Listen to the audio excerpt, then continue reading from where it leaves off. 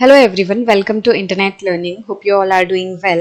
So today we are going to discuss the topic how to create more employment of class 10th economics chapter number 2. So last video में हमने ये देखा था कि जो primary sector है उसमें अपेरेंटली बहुत सारे लोग जो हैं वो एम्प्लॉयड हैं, but when we had a closer look we found कि जो एम्प्लॉयमेंट है वो एक्चुअली एम्प्लॉयमेंट नहीं है।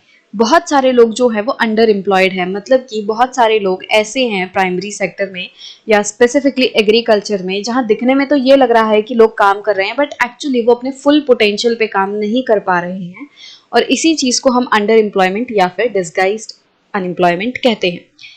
तो मतलब कि प्राइमरी सेक्टर में एक ऐसी दिक्कत है जिसमें क्या हो रहा है कि लोग ज़रूरत से ज़्यादा इन्वॉल्व हैं। उतने लोगों की ज़रूरत है नहीं, बट फिर भी लोग इन्वॉल्व हैं। तो क्या किया जा सकता है इस प्रॉब्लम को सॉल्व करने के लिए?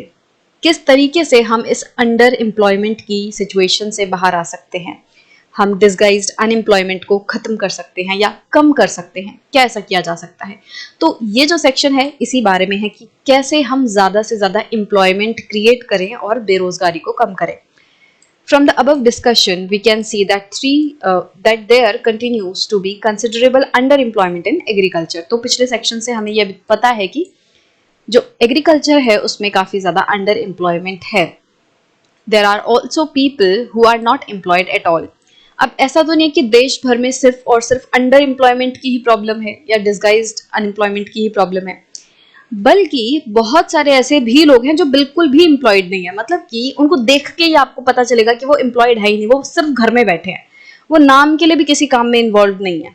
जैसे प्राइमरी सेक्टर में हमें दिख रहा है कि लोग नाम के लिए कहीं काम कर रहे हैं, भले ही अपने फुल पोटेंशियल पे नहीं कर रहे, but they are involve somewhere.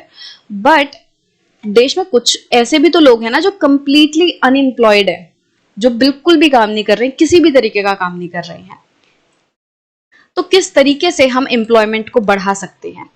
तो हम लक्ष्मी के ही एग्जाम्पल को लेंगे। लास्ट वीडियो में हमने लक्ष्मी के एग्जाम्पल को लिया था, जिसमें लक्ष्मी जो हैं वो अपनी फैमिली के साथ रहती है। उनके 5 मेंबर्स की फैमिली है और उनकी एक छोटी सी लैंड है, 2 हेक्टेयर्स का प्लॉट है उनके पास, और अनइरिगेटेड लैंड है। मतलब कि उनकी जमीन में सिंचाई जो है वो ऐसे कैनाल या फिर आर्टिफिशियल तरीके से पानी वो नहीं देती हैं। जो पूरी इरिगेशन है वो रेन पे डिपेंड करती है, बारिश पे डिपेंड करती है। अगर बारिश हुई तो उनकी फसल अच्छी होगी, अगर नहीं हुई तो उनकी फसल जो है वो खराब हो सकती है। तो इस तरीके से वो एक अनइरिगेटेड लैंड पे रहते हैं। अब क्या किया जा सकता है? गवर्नमेंट इसको बेटर करने के लिए क्या कर सकती है? तो गवर्नमेंट जो है वो कुछ पैसे लगा सकती है ताकि लक्ष्मी को इरिगेशन की फैसिलिटी मिल जाए। मतलब गवर्नमेंट कुछ ऐसे प्रबंधन करे जिससे या तो खुद गवर्नमेंट पैसा दे लोगों को, या फिर वो इजी टर्म्स पे बैंक से लोन दिलाए लक्ष्मी को, ताकि लक्ष्मी जो है थोड़ा सा पैसा लेके वो अपने जमीन में एक कुआं खुदवा ले और उस कुएं की मदद से वो अपने खेत पे इरिगेशन कर सके। मतलब वो फिर कंप्लीटली बारिश पे डिपेंड नहीं होगी ना, कि अगर मान लो किसी साल बारिश नहीं हुई तो भी उसके लिए बहुत ज्यादा दिक्कत की बात नहीं होगी, क्योंकि वो अपने कुएं से पानी निकाल के अपने खेत को पानी दे सकती होगी और इससे उसकी फसल जो है खराब नहीं होगी। और इससे एक और चीज इंश्योर होगी, अगर लक्ष्मी के पास इरिगेशन फैसिलिटी होगी तो उसको सिर्फ और सिर्फ बारिश वाले मौसम पे ही डिपेंड नहीं रहना पड़ेगा। इसका मतलब लक्ष्मी साल के उस दौरान भी खेती कर पाएगी जब बारिश नहीं होती है। जैसे विंटर सीजन में जब बारिश नहीं होती है, जब रेन बहुत ज्यादा नहीं होती, तब भी उस टाइम में भी वो अपने खेत में फसल उगा सकती है, क्योंकि उसके पास ऑप्शन होगा इरिगेशन का। वो अपने कुएं से पानी लेके अपने सर्दियों के टाइम में भी खेत को पानी दे सकती है और एक और एक्स्ट्रा फसल उगा सकती है। तो अब लक्ष्मी जो है, जब उसके पास इरिगेशन फैसिलिटी आ जाएगी तो वो 2 क्रॉप लगा पाएगी।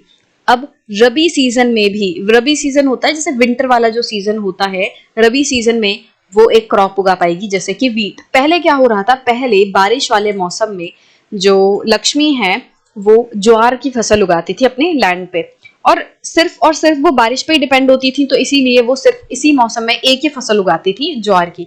बट अब क्या होगा, जब वो ज्वार की फसल उगा लेंगी, जब ज्वार की हार्वेस्टिंग हो जाएगी, after that she can also go for wheat. अब वो अपने खेत को वापस से सेम साल में, 1 साल के अंदर वो 2 फसल जो है वो उगा सकती हैं। जब ज्वार उग जाएगा तो अपनी जमीन पे वो वीट लगाना शुरू कर देंगी और पानी वो अपने कुएं से सींच देंगी फसल को। Let us suppose that 1 hectare of wheat can provide employment to 2 people for 50 days, including sowing, watering, fertilizer, application and harvesting. अब मान लो कि 1 हेक्टेयर जो है, 1 हेक्टेयर जमीन पे अगर हम वीट उगा रहे हैं तो उससे 2 लोगों को काम मिल जाएगा 50 दिनों के लिए, मतलब लगभग 1.5 महीने के लिए काम मिल जाएगा। और ये जो 1.5 महीना है वो लगातार नहीं होगा, मतलब मान लो उन्होंने शुरुआत में कुछ 1-2 हफ्ते जो है या 1 हफ्ता उन्होंने ज्वार के बाद जब खेत है उसको तैयार किया वीट के लिए, तैयार करने के बाद उसमें सोइंग की, उसके बाद वो कुछ दिन अपने घर पे आराम किया या उन्होंने और कोई थोड़ा बहुत काम जो है वो किया। उसके बाद वापस से उन्होंने जब थोड़े से जर्मिनेट होने लग गए बीज, जब फसल आने लग गई तो उन्होंने पानी वानी देना शुरू किया। तो मतलब कि ओवरऑल जब वीट के 1 हेक्टेयर ऑफ लैंड पे वो वीट उगाएंगे तो उनको 2 लोगों की जरूरत पड़ेगी। 2 लोग जो हैं वो 50 दिन में वीट के फसल पे काम कर सकते हैं। इससे क्या होगा कि देखो, पहले हमने क्या देखा था, जब लक्ष्मी सिर्फ एक फसल उगाती थी, जब वो या तो ज्वार या तो अरहर साल में एक बार उगाती थी, तो उससे क्या होता था कि उनकी फैमिली में जो 5 लोग हैं वो पांचों के पांचों सिर्फ उसी एक फसल पे डिपेंड रहते थे और सारे उसी फसल पे काम करते थे। बट अब क्या होगा, जब वो 2 बार फसल उगाएंगी तो काम बढ़ जाएगा, है ना। ऐसा तो है नहीं कि जो काम है वो उतना ही रहेगा। जब फसल 2 बार उगेगी, एक बार ज्वार उगाई फिर एक बार वीट उगाई, तो उसके बाद क्या होगा, काम भी बढ़ जाएगा। तो अब 2 लोगों को और काम मिल जाएगा। अब क्या होगा, अब वो पहले सीजन में जब ज्वार उगाएंगे तो भी सारे मिलके 4 लोग मिलके मान लो वो काम कर रहे हैं अपने ज्वार के खेत में, बहुत अच्छे से मेहनत कर रहे हैं। एंड ज्वार के बाद वो फिर वीट के लिए काम कर रहे हैं। एंड वीट में भी क्या करना पड़ रहा है, उनको 4 लोगों की जरूरत है। या फिर चलो ऐसा समझते हैं कि पहले जो फसल है उसमें मान लो ज्वार में इतने ज्यादा लोगों की जरूरत नहीं है, ज्वार में कम लोगों में भी काम चल जाता है, वो बहुत ज्यादा लेबरस जॉब नहीं है, मान लो ऐसा है, ठीक है। बट जब वीट आएगा, जब वीट उगाने का समय आएगा तो वीट उगाने के टाइम पे ज्यादा मेहनत लगेगी। तो वीट वाले सीजन में क्या होगा, 1 हेक्टेयर लैंड पे क्या होगा, 2 पर्सन की जरूरत है। तो क्योंकि लक्ष्मी के पास 2 हेक्टेयर जमीन है तो 1 हेक्टेयर के हिसाब से 2, मतलब इन टोटल 4 लोगों का काम जो है वो एक सीजन में मिल जाएगा। वीट वाले सीजन में लक्ष्मी की फैमिली के चारों लोग मिलके वीट वाले फील्ड पे काम करेंगे और तब वो अंडर एम्प्लॉयड नहीं होंगे, बल्कि वो वीट वाले टाइम पे फुल पोटेंशियल पे काम करेंगे, सारे लोग मिलके अपना 100% देंगे। तो हम यूं कह सकते हैं कि अब 2 लोगों को वीट के सीजन में एक्स्ट्रा जॉब मिल गई, एक्स्ट्रा नहीं, रियल जॉब मिल गई। पहले वो डिस्गाइज्ड अनएम्प्लॉयमेंट थी, बट अब वो नहीं है, अब रियल में वो काम कर रहे हैं। अब वो सिर्फ नाम के लिए खेत पे लगे नहीं दिख रहे हैं, वीट के फील्ड में एक्चुअली ज्यादा लोगों की जरूरत होती है। तो 1 हेक्टेयर पे 2 लोग काम कर रहे हैं, दूसरे हेक्टेयर पे दूसरे 2 लोग काम कर रहे हैं, तो इन टोटल लक्ष्मी के फैमिली के 4 लोग अब रियलिटी में काम कर रहे होंगे। अब मान लो गवर्नमेंट ने थोड़ा सा और पैसा लगाया और गवर्नमेंट ने क्या किया, एक नया डैम जो है वो कंस्ट्रक्ट किया, और डैम की वजह से क्या हुआ, कैनाल्स खोदी गई खेतों को इरिगेट करने के लिए। डैम्स में क्या होता है कि जैसे नदी का पानी है वो रोका जाता है। मान लो ये एक नदी जो है वो आ रही थी इस तरीके से, और ना यहाँ साइड में पहाड़ है, इस तरीके से पहाड़ है, राइट। अब होगा क्या कि इन 2 पहाड़ों के बीच में एक बैरियर बना दिया जाएगा। यहाँ पे भी पहाड़ है, साइड में भी, इन पहाड़ों के साइड में यहाँ पे भी पहाड़ है, कुछ ऐसे। क्या किया जाएगा, यहाँ पे इन 2 पहाड़ों के बीच में एक बैरियर बना दिया गया। ये बैरियर क्या कर रहा है, नदी का फ्लो अगर ऐसे है तो वो ये जो बैरियर बनाया है इसी को हम क्या कहते हैं, डैम। ये जो डैम है ये पानी के फ्लो को रेगुलेट करेगा, it will obstruct the water, मतलब कि ये जो नदी से पानी आ रहा है वो इस डैम से टकरा के यहाँ इकट्ठा होने लगेगा। तो यहाँ पे एक बहुत बड़ा सा रिजर्वॉयर बन जाएगा, पानी यहाँ इकट्ठा होने लगेगा। तो ये सारा जो इलाका है वो नदी के आसपास का भी, देखो मैंने नदी यहाँ तक बनाई है बट पानी यहाँ तक बना रही हूँ, जो रिजर्वॉयर है वो पूरा बन जाएगा। पीछे से नदी आ रही है और नदी का पानी जो है वो यहाँ पे इकट्ठा हो गया इस रिजर्वॉयर में, ठीक है, ये रिजर्वॉयर। आगे क्या होगा, आगे इस डैम से गेट्स के थ्रू पानी जो है वो नीचे से ऊंचाई से गिरेगा और फिर आगे बहेगा इस तरीके से, राइट। बहुत ही रेगुलेटेड पानी आगे जाएगा। तो इससे क्या होगा, ये जो रिजर्वॉयर बना है इसको बहुत सारे कामों के लिए इस्तेमाल किया जा सकता है। एक तो डैम का फायदा ये हुआ, यहाँ पे बिजली बनेगी। जब ये पानी इतनी ऊंचाई से नीचे गिरेगा डैम्स के थ्रू, तो यहाँ पे क्या होगा, यहाँ पे नीचे टरबाइंस लगा दी जाती हैं, जिससे क्या होता है, जब पानी उन टरबाइंस के ऊपर गिरता है तो वो टरबाइंस घूमती हैं और पूरे प्रोसेस से होके क्या होता है, करंट पैदा होता है, बिजली बनती है। तो यहाँ पे डैम्स की वजह से एक तो फायदा होता है इलेक्ट्रिसिटी का। दूसरा जो हमने यहाँ लक्ष्मी के केस में बात की है वो ये है कि इरिगेशन की फैसिलिटी मिलती है डैम से। ये जो पानी, ये जो रिजर्वायर इकट्ठा हुआ है, इसको बहुत पर्पसेस के लिए यूज किया जाता है। इसको इंडस्ट्रीज में यूज किया जाता है, बड़ी बड़ी जो इंडस्ट्रीज होती हैं उनमें पानी की जरूरत होती है, तो पानी की सप्लाई जो है वो शहरों तक पहुंचाई जाती है, इंडस्ट्रीज तक पहुंचाई जाती है और खेतों तक पहुंचाई जाती है। जैसे यहाँ से ऐसे छोटे छोटे नाले टाइप, जिसे नहर कहते हैं, कैनाल कहते हैं, उनको खोदा जाएगा, पानी को डाइवर्ट किया जाएगा। यहाँ से जैसे एक छोटी सी नदी जो है खोद के वो बना दी गई और उसका पानी इधर डाइवर्ट कर दिया गया। क्या होगा, यहाँ से पानी बह के आएगा और यहाँ मान लो खेत थे, यहाँ पे खेत थे, तो इन खेतों को पहले पानी नहीं मिलता था, but because of the dam what is going on here, the water is being provided to the land. यहाँ पे अब जो खेत हैं उन तक पानी आराम से मिल जाएगा और ये जो जमीनें हैं इनको सिर्फ और सिर्फ रेन पे डिपेंड नहीं होना पड़ेगा और ये लोग साल में फसल एक से ज्यादा बार उगा पाएंगे। जब बारिश नहीं होती है तो भी ये लोग फसल उगा पाएंगे और इनके जो जमीनें हैं वो हमेशा एक तरीके से फसल देंगी। तो अगर गवर्नमेंट इस तरीके से डैम बनाती है तो उससे भी क्या होगा, फायदा होगा। This could lead to a lot of employment generation within the agriculture sector itself, reducing the problem of underemployment. अब देखो, एक डैम भी अगर गवर्नमेंट ने बना दिया तो देखो क्या क्या होगा। डैम की वजह से इलेक्ट्रिसिटी जो है वो बनेगी और इलेक्ट्रिसिटी बनाने में ही बहुत लोगों को एम्प्लॉयमेंट मिलेगी। कंपनी आएगी, एक कंपनी जो है एक तरीके से पूरा मैनेज करेगी बिजली बनाना, ग्रिड वगैरह जो भी है, और उसमें कुछ लोग काम करेंगे। दूसरा, यहाँ पे इंडस्ट्रीज वगैरह सेटअप होंगी क्योंकि इंडस्ट्रीज को पता है पास में ही डैम है, इजीली क्या होगा, पानी की फैसिलिटी हो जाएगी, पानी की अवेलेबिलिटी हो जाएगी। तो बहुत सारी इंडस्ट्रीज इस इलाके में सेटअप होने लग जाएंगी, जिसकी वजह से इंडस्ट्रीज में खाली हवा तो काम करेगी नहीं बल्कि इंडस्ट्रीज में लोग आके काम करेंगे, तो लोगों को एम्प्लॉयमेंट मिलेगी।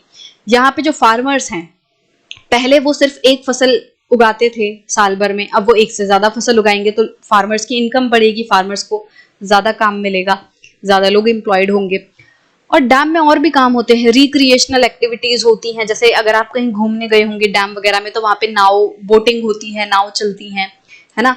तो वो जो नाव चला रहे हैं उन लोगों को काम मिलेगा, बहुत सारे लोग यहाँ पे इस डैम में नाव वगैरह चलाने लग जाएंगे। तो इसके साथ साथ यहाँ पे फिशिंग भी होती हैं, मतलब ये वाला जो पूरा इलाका रहता है डैम वाला, यहाँ पे मछलियां लोग पकड़ते हैं, तो मछलियां पकड़ के जो मछुआरे हैं उनको मदद मिलेगी, वो मछली पकड़ के अपना मार्केट में बेच सकते हैं। तो ओवरऑल अगर गवर्नमेंट इस तरीके की इन्वेस्टमेंट करती है इंफ्रास्ट्रक्चर पे तो उससे क्या होगा, एम्प्लॉयमेंट जनरेशन होगा। Now suppose Lakshmi and other farmers produce much more than before. अब पहले लक्ष्मी क्या करती थी एंड पहले बाकी फार्मर्स क्या करते थे, वो सिर्फ और सिर्फ साल में एक फसल उगाते थे और क्योंकि बहुत ज्यादा इरिगेशन वगैरह नहीं हो पाती थी, बहुत अच्छे सीड्स की क्वालिटी नहीं थी, बहुत अच्छे टूल्स वगैरह नहीं थे, तो वो बहुत कम फसल उगती थी। जितनी लैंड फुल कैपेसिटी पे प्रोडक्शन कर सकती है उतनी प्रोडक्शन नहीं होती थी।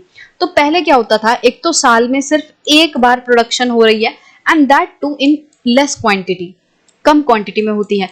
तो ये लोग जो हैं क्या करते थे, जो भी उन्होंने अपनी फसल उगाई है उसको अपने लिए कंज्यूम करने के लिए रख लेते थे, उनको स्टोर करके रख लेते थे ताकि साल भर वो उस फसल को यूज कर पाए। बहुत ही कम ऐसा बचता था कि वो मार्केट में बेच सके। तो पहले क्या होता था, ज्यादातर लोग जो हैं साल में सिर्फ एक फसल उगाते थे और वो भी सबसिस्टेंस के लिए। सबसिस्टेंस मतलब खुद के कंजम्पशन के लिए, कहीं बाहर जाके बेचना नहीं है, बट खुद ही बस घर में फैमिली के लिए यूज करना है। तो पहले वो होता था, बट अभी क्या हुआ, अभी इरिगेशन आ गई। अभी या तो गवर्नमेंट ने डैम बना दिए जिससे कि कैनाल के थ्रू इरिगेशन मिल गई, या फिर गवर्नमेंट ने सब्सिडी दी या बैंक लोन मिले और लोगों ने अपने खेतों में कुएं खुदवाने शुरू कर दिए, ट्यूबवेल बनवाने शुरू कर दिए।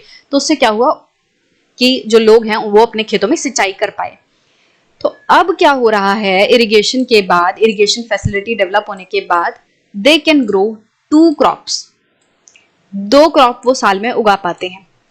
अब कहां तो उनका काम सिर्फ एक फसल में चल जाता था, अब वो दूसरी क्रॉप भी उगा रहे हैं। इसका मतलब अब उनके पास जरूरत से ज्यादा सामान है, जरूरत से ज्यादा उनके पास अनाज आ गया है।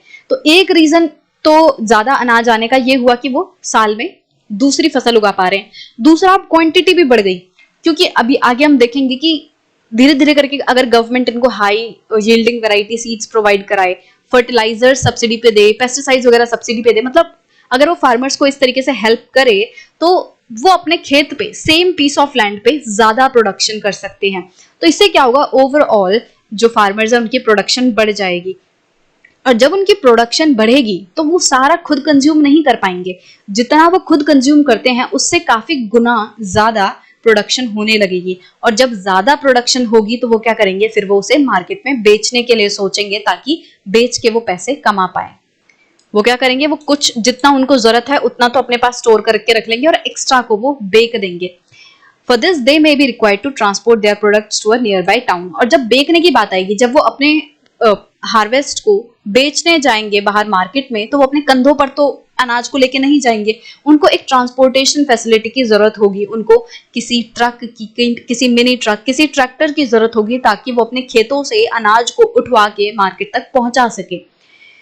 If the government invests some money in transportation, storage of crops, or make better rural roads so that many trucks reach everywhere, several farmers like Lakshmi, who now have access to water, can continue to grow and sell these crops. तो अगर government थोड़ा और पैसा लगाए, थोड़ा और investment करे, और वो या तो कोई ट्रांसपोर्टेशन फैसिलिटी शुरू करवा दे, या फिर वो गांव में अच्छे रोड बनवा दे, जिन रोड्स के थ्रू मिनी ट्रक इजीली गांव के अंदर हिस्से तक जा सकते हैं, गांव के किसी भी कोने तक जा सकते हैं वो रोड के थ्रू।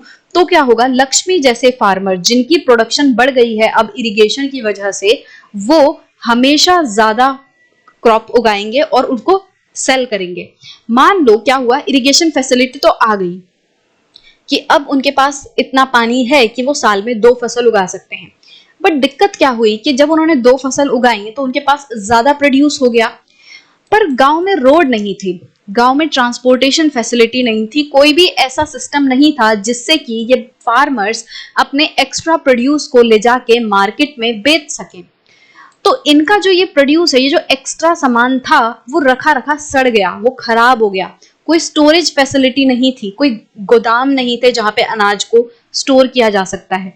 तो क्या हुआ, भले ही ये लोग एक्स्ट्रा प्रोड्यूस कर रहे हैं, बट कोई भी ट्रांसपोर्टेशन एंड स्टोरेज फैसिलिटी ना होने की वजह से इन लोगों का जो एक्स्ट्रा प्रोड्यूस है वो खराब हो गया। तो क्या फिर ये लोग आगे ज्यादा प्रोड्यूस करेंगे? वो सोचेंगे कि इतना ज्यादा प्रोड्यूस करके फायदा ही क्या है जब सब सड़ना ही है। तो वो एक ही फसल उगाएंगे और खुद के लिए ही उगाएंगे और बस, एक्स्ट्रा नहीं उगाएंगे। बट अगर गवर्नमेंट इन्वेस्ट करे, अगर वो स्टोरेज फैसिलिटी बनाए, स्टोरेज फैसिलिटी मतलब जहां पे जो लोग हैं वो अपने अनाज को इजीली स्टोर कर सकें।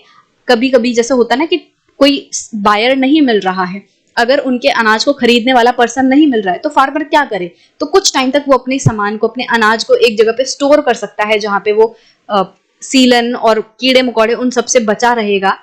और जब भी फार्मर को बायर मिलेगा, एप्रोप्रिएट बायर मिलेगा, तो वो गोदाम से निकाल के अपना सामान बेच देगा, अपना अनाज बेच देगा। तो अगर स्टोरेज फैसिलिटी आए, ट्रांसपोर्टेशन फैसिलिटी आए, तो फार्मर्स क्या करेंगे, इस दूसरी क्रॉप को भी उगाते रहेंगे, वो एक्स्ट्रा उगाते रहेंगे और फिर वो बेचेंगे। इससे क्या होगा, उनकी खुद की इनकम बढ़ेगी। अब इससे क्या होगा, फार्मर्स की इनकम तो बढ़ेगी ही बढ़ेगी, बट इसके साथ और भी एम्प्लॉयमेंट जनरेशन होगा। कैसे? जब देखो, एक तो जब गवर्नमेंट जितना भी ये इंफ्रास्ट्रक्चरल डेवलपमेंट कर रही है, एक तो ये समझो उनमें भी तो लोग काम करेंगे ना। मान लो गवर्नमेंट ने क्या किया, गवर्नमेंट ने डैम बनवाया, अब डैम अपने आप तो खड़ा नहीं होगा, या गवर्नमेंट के 4 लोग तो जाके नहीं बनाएंगे, डैम बनाने में मजदूर लगेंगे, बहुत सारे लोगों को काम मिलेगा डैम बनाने में। इसी तरीके से जब गवर्नमेंट रोड बनाएगी तो रोड बनाने में भी बहुत सारे लोगों को काम मिलेगा। जब रोड बनेगा तो मजदूरों की जरूरत पड़ेगी, अलग अलग तरीके के प्रोफेशनल्स की जरूरत पड़ेगी, इंजीनियर्स की जरूरत पड़ेगी। मान लो ब्रिज वगैरह बनाना है तो क्या होगा, बहुत सारे अलग अलग प्रोफेशनल्स एंड मजदूरों की जरूरत पड़ेगी, और इससे क्या होगा, लोगों को काम मिलेगा। इसी तरीके से जब गवर्नमेंट गोडाउन्स बनाएगी तो बहुत सारे ऐसे लोग होंगे जिनकी मान लो जमीनें जो हैं, बहुत बड़ी बड़ी जमीनें हैं और वो खाली पड़ी हैं, और मान लो उन्होंने कोई रूम वगैरह डाल रखा है, तो गवर्नमेंट क्या करेगी, आप अपनी इस जमीन को हमें दे दो, हम इस पे गोडाउन वगैरह बना के इसको चला लेंगे। गवर्नमेंट लोगों को हेल्प करे गोडाउन सेटअप करने में, सब्सिडी दे कि आप अपनी जमीनों पे गोडाउन बनाओ और फार्मर्स को हेल्प करो। तो इससे क्या होगा, और लोगों को काम मिलेगा। और जब रोड बनेंगे, गोडाउन्स वगैरह बनेंगे, और उन रोड्स पे जब गाड़ियां चलेंगी, तो गाड़ियां अपने आप तो चलेंगी नहीं, उनको चलाने के लिए कौन चाहिए, ड्राइवर्स चाहिए। तो ट्रांसपोर्टेशन में लोगों को जॉब मिलेगी। तो इससे क्या होगा कि गवर्नमेंट के कुछ स्टेप्स की वजह से एक साथ बहुत सारे लोगों को जो है जॉब मिल सकती है अलग अलग सेक्टर्स में। Now Lakshmi's need is not confined to water alone. तो अब लक्ष्मी की जो जरूरत है वो सिर्फ और सिर्फ पानी तक ही सीमित नहीं है। अभी जैसा मैंने डिस्कस किया कि अच्छी फसल के लिए, ज्यादा फसल उगाने के लिए, एक जमीन से उसका फुल पोटेंशियल निकलवाने के लिए आपको और भी बहुत सारी जरूरतें होती हैं। जैसे कि अच्छे सीड्स की जरूरत होती है, फर्टिलाइजर की जरूरत होती है ताकि जमीन की जो फर्टिलिटी है वो बनी रहे, जमीन अच्छी पैदावार दे। एग्रीकल्चरल इक्विपमेंट्स चाहिए होते हैं, बहुत सारे टूल्स होते हैं, बहुत सारी मशीनरीज वगैरह होती हैं जिनकी जरूरत होती है खेती करने के लिए। पंप सेट्स वगैरह होते हैं ताकि पानी आसानी से निकाला जाए। So all these things are needed ताकि खेती अच्छे से की जाए। सिर्फ पानी जो है वो प्रोडक्शन को अकेला नहीं बढ़ा सकता, इट विल हेल्प, बट सिर्फ पानी जो है वो बहुत ज्यादा हेल्प नहीं करेगा।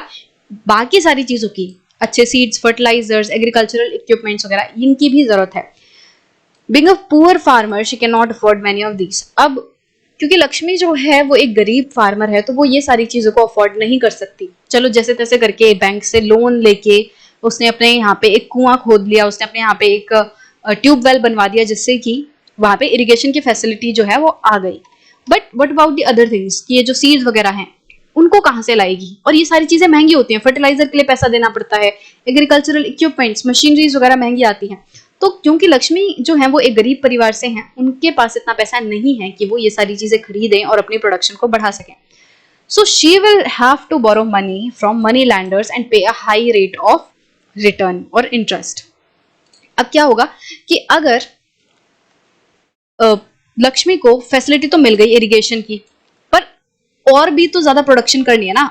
मतलब लक्ष्मी को पता है कि सिर्फ इरिगेशन के हेल्प से मेरी प्रोडक्शन बहुत ज्यादा नहीं बढ़ेगी, उसको अल्टीमेटली फर्टिलाइजर वगैरह खरीदना पड़ेगा। बट खुद के पास तो उसके पास पैसे नहीं है, तो क्या करेगी?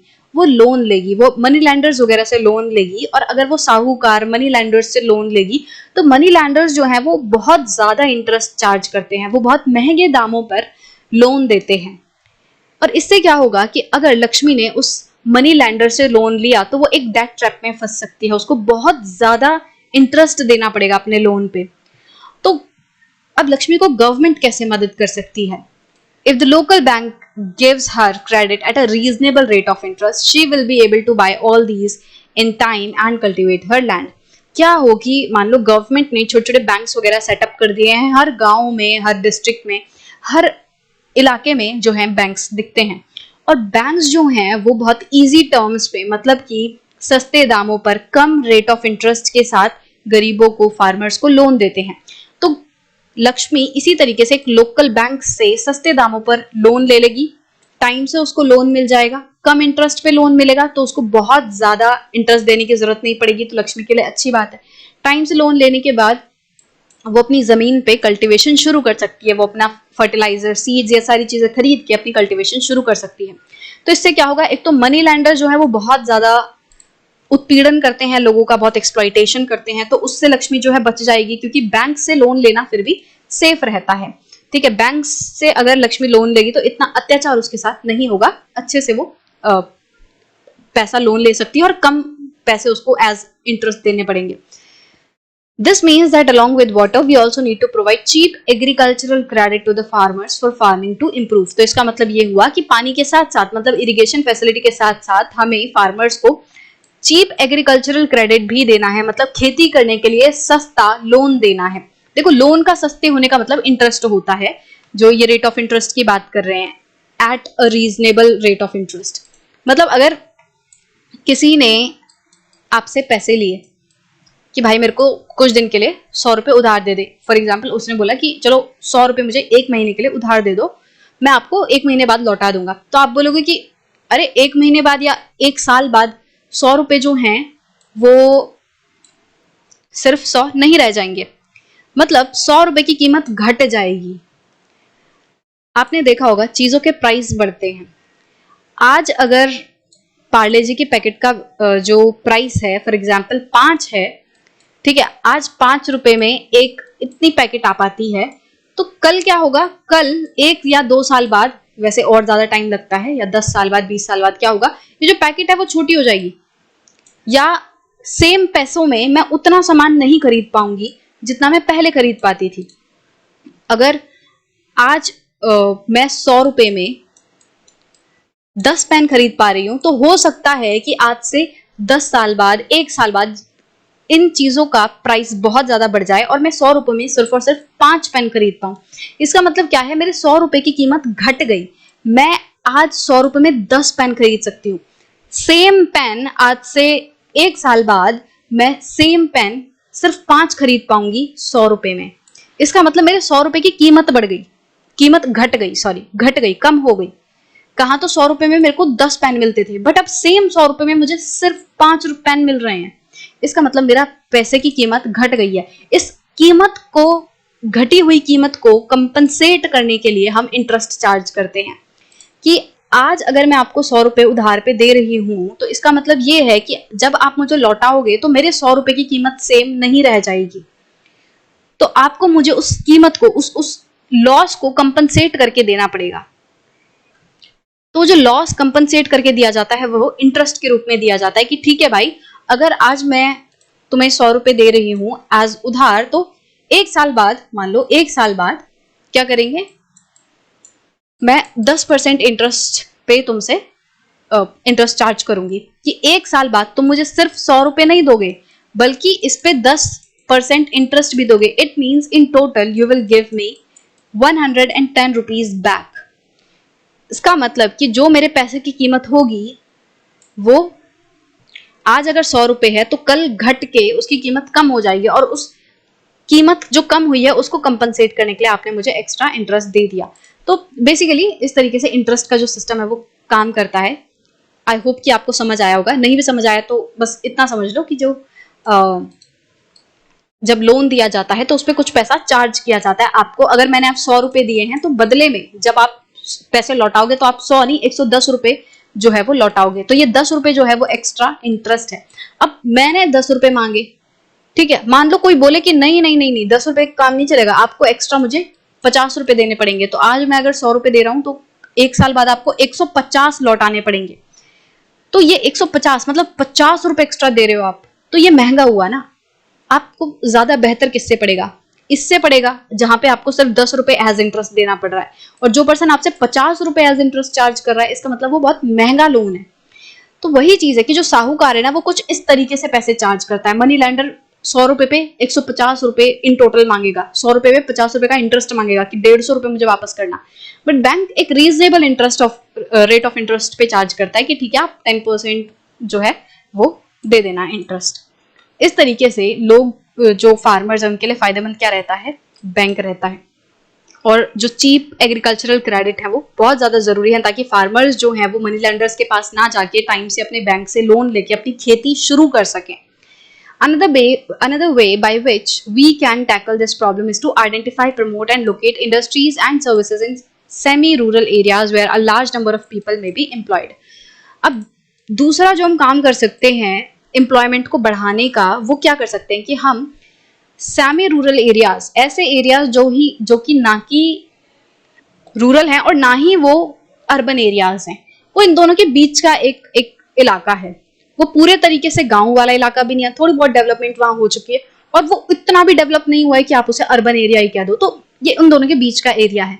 तो ऐसे सेमी रूरल एरियाज में क्या करो, आप इंडस्ट्रीज वगैरह को प्रमोट करो, ताकि जो लोग हैं वो इन जगहों पे, जो सेमी रूरल एरियाज है, इसका मतलब अब लोग यहाँ पे खेती से बाहर निकल रहे हैं।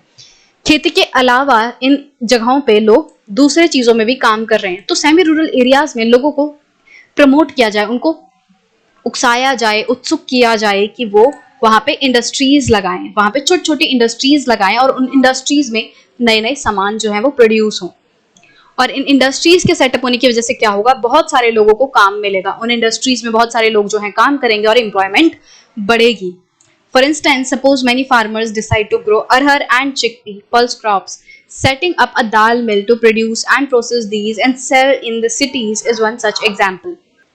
So for example, अगर farmers जो हैं वो अरहर and chickpea, मतलब कि ये pulse crops हैं, दालें हैं, chickpea मतलब जो काबुली चना होता है, and अरहर दाल वो अगर उगा रहे हैं, तो इससे क्या होगा कि अगर सेमी रूरल एरियाज में, मतलब एक तो ये रूरल एरिया हो गए, ठीक है, और इन रूरल एरिया से अटैच्ड, मतलब इनके बाहर थोड़ा सा हल्का सा डेवलप्ड एरिया आपको देखने मिलेगा, सेमी रूरल एरिया। तो अगर इन जगहों पे इंडस्ट्री सेटअप कर दी जाए, जहां पे क्या हो, जहां पे ये जो चिकपी बनी है, ये जो अरहर उगी है, उनको प्रोसेस किया जा सके। क्योंकि क्या होता है कि जैसे दाल वगैरह जो है वो डायरेक्टली तो आप कंज्यूम नहीं करते, जब फार्मर इन चीजों को उगाता है उसके बाद वो फैक्ट्रीज में जाती हैं और वो प्रोसेस होके आती हैं, उनकी जो है क्लीनिंग वगैरह होती है, उनको और ज्यादा प्रोसेस किया जाता है। तो अगर उस सारी प्रोसेसिंग के लिए, अरहर एंड चिकपी के प्रोसेसिंग के लिए कुछ इंडस्ट्रीज सेटअप हो जाएंगी पास ही में, तो इससे क्या होगा कि कुछ और लोगों को इस इंडस्ट्री में काम मिल जाएगा। Opening a cold storage could give an opportunity for farmers to store their products like potatoes and onions and sell them when the price is good। अगर एक कोल्ड स्टोरेज सेटअप कर दी जाती है, कोल्ड स्टोरेज मतलब नाम से ही पता चल रहा है, एक ऐसा स्टोर हाउस जो ठंडा रहता है, एक फ्रिज की तरह रहता है, जहां पे सामान जो है इतनी जल्दी खराब नहीं होता, लंबे टाइम तक फसल जो है उसको आप स्टोर करके रख सकते हो। तो अगर फार्मर्स के लिए कोल्ड स्टोरेज फैसिलिटी मिल जाए तो फार्मर्स अपने पोटैटोज, अनियंस, इन सारी चीजों को काफी लंबे टाइम तक स्टोर करके रख सकते हैं। और जैसे ही उनको अपनी फसल के लिए एक अच्छा दाम मिलेगा, जब कोई महंगे दामों पर फार्मर से खरीदेगा, तो उन बढ़े हुए दामों पर फार्मर्स जो हैं वो अपने सामान को बेच देंगे कोल्ड स्टोरेज से निकाल के। In villages near forest areas, we can start honey collection centers where farmers can come and sell wild honey। वो विलेजेस, वो गांव जो कि फॉरेस्ट एरिया के पास हैं, जंगलों के पास हैं, वहां पे क्या किया जा सकता है, हनी कलेक्शन सेंटर्स को सेटअप किया जा सकता है। मतलब कुछ ऐसे छोटी छोटी दुकानें टाइप कि जहां पे लोग जंगलों से शहद निकाल के उधर पे दे दें, अपना शहद जो है बेच सकें। इससे क्या होगा, जंगल के आसपास वाले जो गांव हैं उनके लोगों को काम मिल जाएगा, उनकी इनकम में थोड़ी सी बढ़ोतरी हो जाएगी। वो लोग क्या करेंगे, वो जंगलों में जाएंगे, वहां से हनी इकट्ठा करेंगे और इस हनी कलेक्शन सेंटर पे वो बेच देंगे, तो बेच के उन्हें थोड़ा पैसा मिलेगा। It is also possible to set up industries that process vegetables and agricultural producers like potato, sweet potato, rice, wheat, tomato, fruits, which can be sold in outside markets। अब जिस तरीके से ऊपर हमने देखा कि अरहर एंड चिकपी जैसे दालों को प्रोसेस करने के लिए मिल लगाई जाएगी तो उससे फायदा होगा, इसी तरीके से इन वेजिटेबल्स को प्रोसेस करने के लिए भी, जैसे potato, sweet potato, rice, wheat, इन सारी चीजों को भी प्रोसेस करने के लिए इंडस्ट्रीज जो है वो सेटअप की जा सकती हैं, ताकि इनके जो प्रोडक्ट्स हैं वो फिर आगे मार्केट में बिक सकें। जैसे पोटैटो से पोटैटो चिप्स बनाने की कोई इंडस्ट्री, कोई फैक्ट्री टाइप सेटअप हो जाए, स्वीट पोटैटो का कुछ बनाया जा सकता है, राइस से भी बहुत सारी चीजें बनती हैं और राइस को भी रिफाइन किया जाता है, उसकी भी क्लीनिंग, उसकी भी प्रोसेसिंग होती है। व्हीट से भी जो फ्लावर है वो बना के बेच सकते हैं। टोमेटो से केचप वगैरह बनाई जा सकती है। फ्रूट्स की भी प्रोसेसिंग होती है, जैम बनाया जाता है, बहुत सारी चीजें जो हैं वो इंडस्ट्रीज में बना के बेची जा सकती हैं। और जब इंडस्ट्रीज बनेंगी, चाहे कोई भी इंडस्ट्री बने, उसमें क्या होगा, बहुत सारे लोगों को काम मिलेगा। This will provide employment in industries located in semi rural areas and not necessarily in urban areas और अर्बन सिटीज। तो क्या है कि ये जो अभी तक हमने बात की वो हमने सेमी रूरल एरियाज की बात की कि वहां पे लोगों को कैसे काम देना है। वहां पे अगर इंडस्ट्रीज वगैरह सेटअप कर देंगे तो सेमी रूरल एरियाज जो है डेवलप करेंगे। बड़ी बड़ी जो अर्बन सिटीज हैं वहां पे तो ये चीज डेवलपमेंट हो ही रही है, वहां तो बड़ी बड़ी बिजनेसेस, वहां पे बड़ी बड़ी इंडस्ट्रीज तो सेटअप है ही, बट अभी हमें क्या करना है, सेमी रूरल एरियाज को डेवलप करना है। तो उसके लिए ये जो इंडस्ट्रीज है वो सेटअप की जा सकती है। Do you know that in India about 60% of the population belongs to the age group 5 to 29 years? तो क्या आपको पता है कि इंडिया में जो पॉपुलेशन है उसका 60% हिस्सा जो है वो 5 to 29 years के एज ग्रुप में पड़ता है। अब इन लोगों में से, जो 5 to 29 साल के जितने भी लोग हैं, इन लोगों में से सिर्फ 51%, मतलब लगभग आधे लोग ही एजुकेशन इंस्टीट्यूशंस में जाते हैं, पढ़ाई लिखाई जो है वो कर रहे हैं। The rest, and particularly those aged less than 18 years, may be at home or many of them may be working as child laborers। और बाकी लोग, जो बाकी 49% लोग जो हैं, बच्चे जो एजुकेशनल इंस्टीट्यूशंस में नहीं जा रहे, वो क्या कर रहे होंगे, या तो वो खाली घर में बैठे होंगे, या फिर वो स्पेशली वो लोग जो 18 साल से कम उम्र के हैं वो लेबरर्स की तरह काम कर रहे होंगे, जिन्हें हम बोलेंगे चाइल्ड लेबरर्स। ठीक है, और जो कि बैन है। बट लोग क्या कर रहे हैं, बहुत सारे ऐसे लोग हैं जो कि स्कूल नहीं जा रहे हैं, एजुकेशनल इंस्टीट्यूशंस में नहीं जा रहे हैं, या तो वो घर पे बैठे हैं या फिर वो काम कर रहे हैं। एंड दिक्कत उन लोगों के लिए है जो लोग बहुत ही कम उम्र के हैं, जो 18 साल या उससे कम उम्र के हैं और काम कर रहे हैं, तो वो दिक्कत की बात है। If these children are to attend schools, we will require more buildings। more teachers and other staff. अब अगर हम चाहें कि हमारे देश के ज़्यादा से ज़्यादा लोग पढ़ें, ज़्यादा से ज़्यादा बच्चा जो है वो एजुकेट हो, तो उसके लिए हमें क्या करना पड़ेगा, हमें इंफ्रास्ट्रक्चरल डेवलपमेंट अगेन करनी होगी। अगर जो बाकी 49% बच्चे हैं, लोग हैं जो अभी एजुकेशनल इंस्टीट्यूशंस में नहीं जा रहे, अगर वो भी स्कूल आने लगेंगे तो क्या होगा, उसके लिए हमें ज़्यादा बिल्डिंग्स, ज़्यादा टीचर्स, ज़्यादा स्टाफ्स, इन सारी चीज़ों की ज़रूरत होगी। A study conducted by erstwhile Planning Commission, now known as Niti Aayog, estimates that nearly 20 lakh jobs can be created in the education sector alone. तो एक स्टडी की गई थी प्लानिंग कमीशन के द्वारा, प्लानिंग कमीशन को चेंज करके अब नीति आयोग बना दिया गया है। मतलब नीति आयोग पहले प्लानिंग कमीशन था। तो प्लानिंग कमीशन ने क्या किया था, एक स्टडी की थी और उसके हिसाब से, जो प्लानिंग कमीशन की स्टडी आई, उसके हिसाब से एजुकेशन सेक्टर अकेला 20 लाख जॉब क्रिएट कर सकता है। मतलब वो 20 लाख लोगों को जॉब दे सकता है। तो अगर हमें देश के ज्यादा से ज्यादा बच्चों को पढ़ाना है तो उसके लिए हमें ज्यादा स्कूल, ज्यादा टीचर, ज्यादा स्टाफ सबकी जरूरत होगी और इससे क्या होगा, लगभग 20 लाख लोगों को जॉब मिल सकती है। इसी तरीके से हमें अगर हेल्थ फैसिलिटी इंप्रूव करनी है, लोगों की जो हेल्थ है उसे बेटर बनाना है, तो उसके लिए हमें क्या करना पड़ेगा, उसके लिए ज्यादा डॉक्टर्स, ज्यादा नर्सेज, ज्यादा हेल्थ वर्कर्स और इन सब की जरूरत होगी। और ज्यादा डॉक्टर्स बनाने के लिए, ज्यादा नर्सेज, ज्यादा हेल्थ वर्कर्स बनाने के लिए इनको एजुकेशन भी तो पहले देनी होगी। इसका मतलब कि ये चीज भी डायरेक्टली एजुकेशन से जुड़ी हुई है। अगर हमें बेहतर हेल्थ करनी है लोगों की, तो हेल्थ वाली चीज भी तो कहाँ से आएगी, एजुकेशनल इंस्टीट्यूशन से ही आएगी। तो ओवरऑल जब हम पर्सन्स का चारों तरफ से डेवलपमेंट करने की सोचते हैं कि उनको अच्छा खाना मिले, उनको अच्छे हेल्थ मिले, अच्छी एजुकेशन मिले, और गवर्नमेंट जब इंफ्रास्ट्रक्चरल डेवलपमेंट करती है तो बहुत सारे लोगों को डायरेक्टली इनडायरेक्टली काम मिलता है। पहले तो लोगों को काम मिलेगा जो बिल्डिंग्स खड़ी करेंगे, मान लो स्कूल बन रहा है तो स्कूल की बिल्डिंग खड़ी करने में बहुत सारे लोगों को काम मिलेगा। फिर जब वो बिल्डिंग खड़ी हो जाएगी तो उसमें टीचर्स आएंगे, स्टाफ आएंगे, तो उस तरीके से बहुत सारे लोगों को काम मिलेगा। इसी तरीके से डॉक्टर्स, नर्सेज, हेल्थ वर्कर्स, इन लोगों की जरूरत होगी और जो कि अगेन एम्प्लॉयमेंट को बढ़ाएगा, and especially rural areas में. These are some ways by which jobs would be created and we would also be able to address the important aspect of development talked about in chapter 1. और इसी तरीके से ये कुछ तरीके हैं, मतलब इसके अलावा भी बहुत सारे ऐसे तरीके हैं जिनसे जॉब क्रिएट करी जा सकती है, बट यहाँ पे आपको मोटा मोटा बताया गया है कि गवर्नमेंट किस तरीके से जो है वो स्टेप्स ले सकती है। और एक चीज जो है वो बहुत ज्यादा कनेक्टेड है बाकी चीजों से। अगर एक जगह काम मिलेगा, एक जगह डेवलपमेंट होगी, तो वो बहुत सारे लोगों को हेल्प करेगी। और इसी से जो डेवलपमेंट का एस्पेक्ट हमने चैप्टर 1 में पढ़ा था, वो भी कहीं ना कहीं एड्रेस होता है कि गवर्नमेंट किस तरीके से डेवलपमेंट कर सकती है।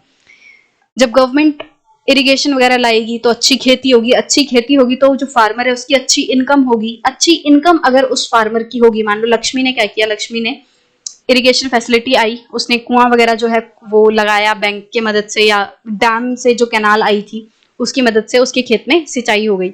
सिंचाई हो गई तो वो 2 फसल उगाने लग गई, 2 फसल उगाने लग गई तो उसके पास एक्स्ट्रा फसल हुई। एक्स्ट्रा फसल को उसने बेचा, एक्स्ट्रा फसल को उसने जब बेचा तो उसके पास एक्स्ट्रा पैसे आए। उस एक्स्ट्रा पैसे से अब वो अपने बच्चों को स्कूल भेज सकती है। जब उसके बच्चे स्कूल जाएंगे तो स्कूल जाके बच्चे एजुकेशन गेन करेंगे, वो पढ़ेंगे लिखेंगे और वो स्किल गेन करेंगे, और उसके बाद उनके बच्चे जो हैं वो जॉब लगेंगे या कोई बिजनेस स्टार्ट करेंगे और फिर वो अपने पेरेंट्स से बेहतर सिचुएशन में जाएंगे और पैसा कमाएंगे। तो मतलब कि ओवरऑल डेवलपमेंट जो है इस तरीके से हो सकती है। Every state or region has potential for increasing the income and employment for people in that area. और हर एक जो रीजन है, हर एक जो स्टेट है, हमेशा वहां पे ये पोटेंशियल होगा कि जो एम्प्लॉयमेंट है उसको बेहतर किया जा सके, इनकम को बढ़ाया जा सके। मतलब 100% डेवलपमेंट हम कभी नहीं कह सकते, हमेशा कुछ ना कुछ स्कोप रहेगा बेहतर करने का। इट कुड बी टूरिज्म और रीजनल क्राफ्ट इंडस्ट्री और न्यू सर्विसेज लाइक आईटी। तो मतलब हर जगह पे कुछ ना कुछ स्कोप रहेगा, या तो टूरिज्म को बढ़ाया जाए, रीजनल क्राफ्ट को बढ़ावा दिया जाए, सर्विसेज, नई सर्विसेज आए जैसे आईटी वगैरह, तो उनको बढ़ावा दिया जाए। तो इस तरीके से हमेशा पोटेंशियल रहेगा कि जो कोई भी एक पर्टिकुलर जगह है उसको और बेहतर बनाया जा सके और वहां पे और ज्यादा एम्प्लॉयमेंट क्रिएट की जा सके। Some of these would require proper planning and support from government. और इनमें से कुछ चीजें जो हैं ऐसी रहेंगी जिनमें की प्रॉपर प्लानिंग एंड सपोर्ट की जरूरत होगी गवर्नमेंट से। For example, the same study by Planning Commission says that if tourism as a sector is improved every year, we can give additional employment to more than 35 lakh people. So planning commission की जो report थी उसमें tourism sector के बारे में भी लिखा था कि अगर टूरिज्म सेक्टर को हम इम्प्रूव करें तो हर साल लगभग 35 लाख लोगों को और जॉब मिल सकती है। We must realize that some of the suggestions discussed above would take a long time to implement. अब देखो, ये जितनी भी सारी हमने बातें की कि गवर्नमेंट को इस तरीके से इंफ्रास्ट्रक्चरल डेवलपमेंट करनी चाहिए, अब ये सारी चीजें जो हैं वो 2 दिन में नहीं होंगी, बहुत लंबा टाइम जो है इनको इम्प्लीमेंट करने के लिए लगेगा. But for the short term we need some quick measures. अब गवर्नमेंट जब तक डैम बनाएगी, गवर्नमेंट जब तक स्कूल बनाएगी, हॉस्पिटल्स बनाएगी, तब तक हम बैठे तो नहीं रह सकते. तो हमें कुछ ऐसे सॉल्यूशंस भी चाहिए जो कि शॉर्ट टर्म में हो, मतलब जो कम टाइम में लोगों को हेल्प करें.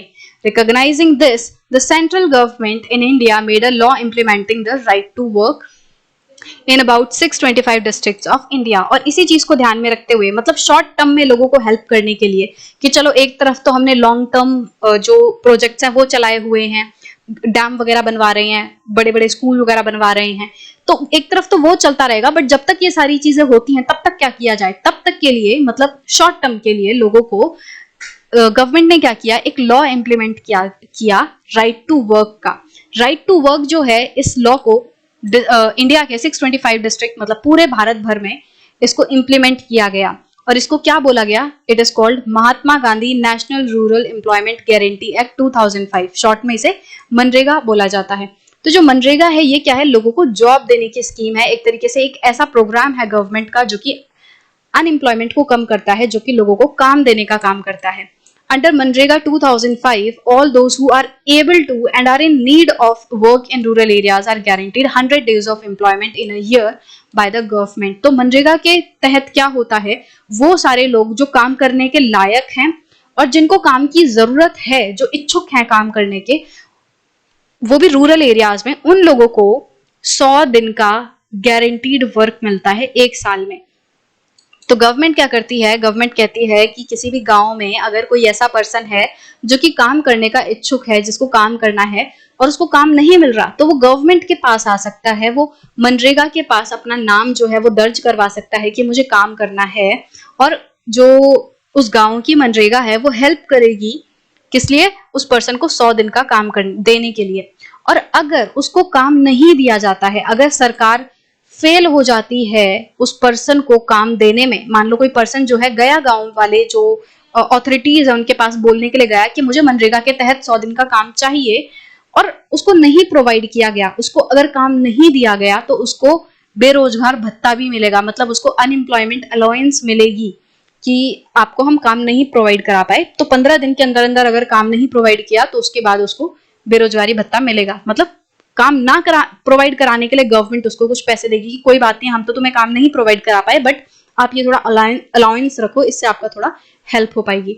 The types of work that would in future help to increase the production from land will be given preference under the act. और मनरेगा के तहत लोगों को काम किस में दिया जाता है, क्या ऐसे काम होते हैं, तो रूरल लेवल पे जो डेवलपमेंट होते हैं, मान लो कहीं पे कुआं खुद रहा है या फिर कहीं पे रोड बन रहे हैं, कहीं पे तालाब खोदा जा रहा है, तो गांव से रिलेटेड जो काम होते हैं, ऐसे काम जो कि लॉन्ग टर्म में हेल्प करेंगे, फ्यूचर में प्रोडक्शन को इंक्रीज करेंगे, तो उन कामों को प्रेफरेंस दी जाती है. मनरेगा एक्ट के तहत उन कामों को किया जाता है और लोगों को उन कामों में एम्प्लॉय किया जाता है 100 दिन के लिए.